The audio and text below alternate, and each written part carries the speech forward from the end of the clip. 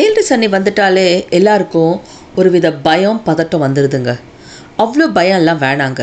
ஏழரை சனியில் வீடு கட்ட முடியும், தொழில் பண்ண முடியும், தொழிலை அடுத்த கட்டத்துக்கு கொண்டு போக முடியும், வெளிநாட்டை ட்ரை பண்ணால் உங்களால் போக முடியும்.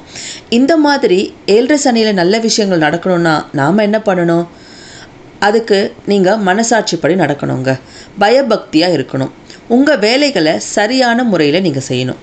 இந்த ஏழரை சனி ஒருத்தருக்கு வருதுன்னா அது அவங்கள அடுத்த கட்டத்துக்கு கொண்டு போகிற ப்ராசஸ், அவ்வளோதாங்க. இந்த காலகட்டத்தில் உங்களை ஒரு தகுதி உள்ள பர்சனாக மாற்றுறதுக்கான பயிற்சி காலம்தான் இந்த ஏழரை சனி.